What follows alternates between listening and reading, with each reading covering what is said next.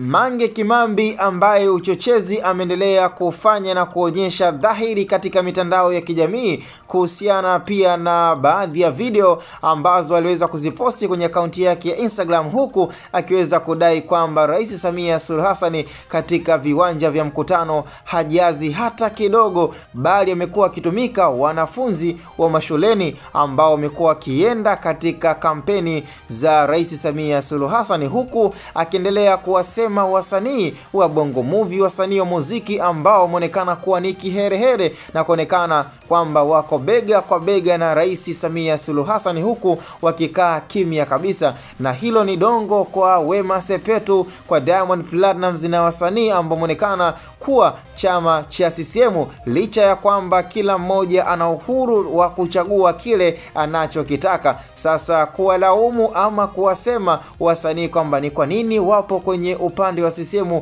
hayo ni maamuzi yao na hatuwezi kuwaingilia. Sasa Mange Kimambi kwake hiyo imekuwa ni kama kero, kwamba kwa nini wasanii waisapoti pia nafasi na chama cha CCM. Hapo ndo pamekuwa na tatizo na hapo ndo pamekuwa na kizungumkuti, mpaka Rachel Odango kutokea Japan ambaye amekuwa akitumia lugha chafu za kuweza kumtukana Rais Samia Suluhu Hassan, akimtaka aweze kuachia madaraka na huku akiweza kutaka yale yanayoendelea katika mitandao ya kijamii yaweze kufanywa kwa weledi zaidi. Tena hiyo siku ya tarehe 29 ambayo imeendelea kutengenezwa na moja kati ya wanaharakati ambao wamekuwa wakiendelea kuchochea na kutengeneza vurugu katika taifa la Tanzania, ambapo wamekuwa wakitaka tena Watanzania waanze kuhesabu siku za maandamano, huku ikiwa ni kuwatengenezea pia morali ya kuweza kuwakaribisha na kuwaingiza siku ambayo itakuwa ni siku ambayo wao kwa upande wao